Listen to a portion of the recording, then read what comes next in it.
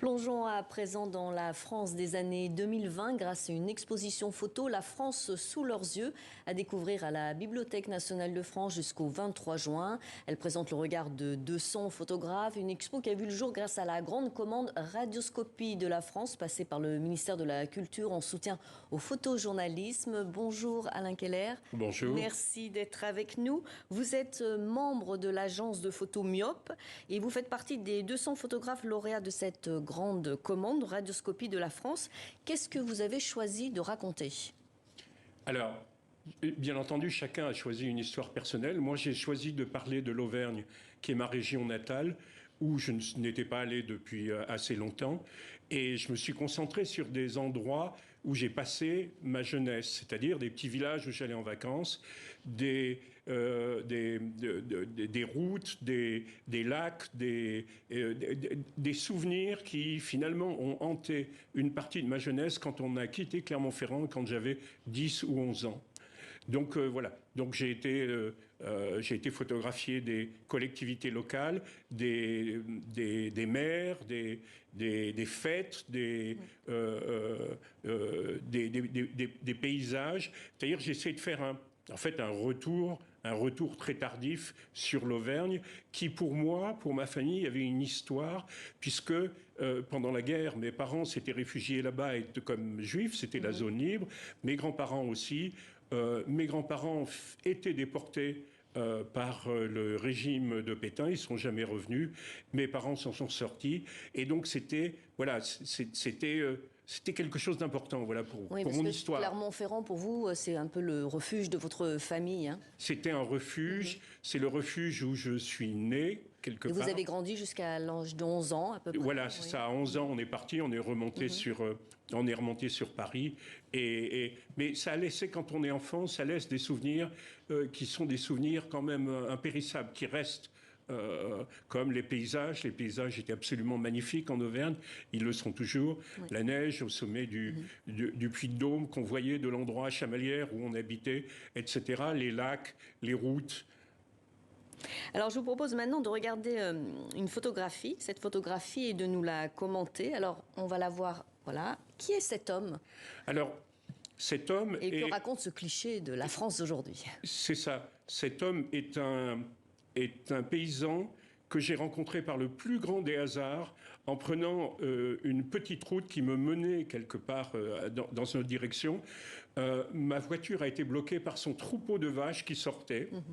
J'ai commencé à faire des photos de ma voiture et ensuite je lui ai parlé et il m'a dit, je lui ai dit où vous allez, il m'a dit je vais dans une clairière à côté, donc je l'ai suivi. Là c'était moins intéressant, j'ai fait 2-3 photos et après il m'a invité à aller chez lui.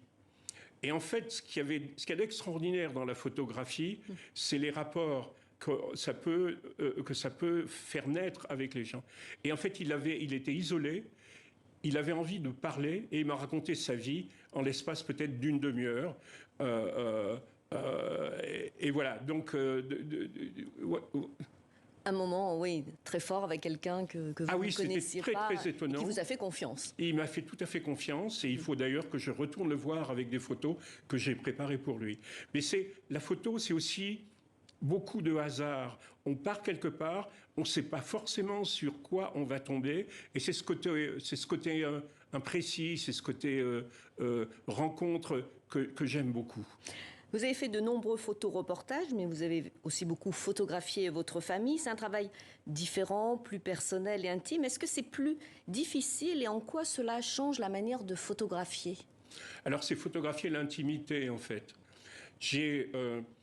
J'avais fait quelques photos de mes parents quand j'étais jeune, où, comme je partais beaucoup en reportage, à chaque fois que je venais de reportage, je les photographiais. Mais je les photographiais, je faisais 4-5 photos. Et puis, sur leur vieillesse, j'ai passé plus de temps avec eux parce qu'ils avaient besoin un peu d'aide. Je conduisais la voiture, je les aidais à faire des courses. La photographie, j'ai fait beaucoup de news, j'ai photographié des scènes qui étaient des scènes absolument épouvantables, où il y avait des gens qui mouraient, etc. L'appareil photo a été un filtre. Pour mes parents, c'est le contraire. L'appareil photo a été une ouverture avec leur complicité, en sachant que de toute manière, ces photos allaient rester, et ces photos qui ont été publiées dans une grande monographie qui s'appelle le Journal d'un photographe resteront toute ma vie. Donc pour moi, mes parents ne sont pas morts, ils sont encore vivants, et c'est toute la force de la photographie. Le travail de mémoire, hein, c'est très important. Est-ce que votre histoire personnelle, c'est votre histoire personnelle qui vous a conduit à couvrir des conflits ou l'ancien bloc de l'Est? Alors, au départ, non. J'ai fait un travail sur les minorités dans l'ex-monde communiste. Et au départ, c'était un travail journalistique. J'avais été pour la chute du mur de Berlin et j'estimais avoir très très mal travaillé, donc ça a été une frustration. Quand j'ai commencé à travailler sur les minorités dans l'ex-monde communiste, c'était donc, comme je viens de vous le dire, un travail journalistique jusqu'au jour où je me suis aperçu que je retournais sur mes traces d'origine juive polonaise. Et quand j'étais jeune à Clermont-Ferrand, j'ai un souvenir qui m'est revenu, mais c'est extraordinaire comment les souvenirs peuvent être quelque part masqués dans votre cerveau. Et je me souviens que mes parents parlaient avec d'autres personnes juives dans une rue de Clermont-Ferrand et ils devaient parler un peu en yiddish. Et d'un seul coup, il y a des gens qui sont passés à côté et ils ont commencé à chuchoter. Et je me suis retrouvé dans la même situation avec les Hongrois je crois que c'était les Hongrois de Slovaquie, qui n'étaient pas bien vus à l'époque par un gouvernement très nationaliste, où ils parlaient en hongrois entre eux, et d'un seul coup, ils se sont mis à chuchoter. Et voilà. Et là, d'un seul coup, je me suis dit, je travaille sur mon histoire. À l'occasion de cette exposition, l'agence Myope, pour laquelle, je le rappelle, vous travaillez, a publié un livre qui regroupe les reportages des 16 photographes de l'agence qui ont été lauréats de cette même commande. Qu'est-ce que cela vous apporte de travailler en collaboration avec d'autres photographes? Alors, le collectif est quelque chose qui est très... qui vous fait faire des choses, qui vous fait aller un peu plus loin, on fait des choses en commun, des travaux en commun, et ce qui est très très intéressant. Le photographe est un individualiste. À partir du moment où on se retrouve dans un collectif, on partage des choses. On partage des choses, et ces choses, il faut les photographier. Donc on fait des projets, comme ce livre, qui est un livre qui a été maquetté par Olivier Laban-Mattei, qui est un photographe de l'agence. Et c'est un projet magnifique. Et le livre qu'il a fait est un livre très, très étonnant et qui va rester en dehors du livre qu'a publié la grande commande photographique, où chacun a 2 ou 3 photos. Là, les 16 photographes ont beaucoup d'images et puis des textes aussi. Merci beaucoup Alain Keller pour cet entretien. Je rappelle que vos photos sont exposées dès ce mardi à la Bibliothèque nationale de France et ce jusqu'au 23 juin. Merci infiniment. Merci de m'avoir invité.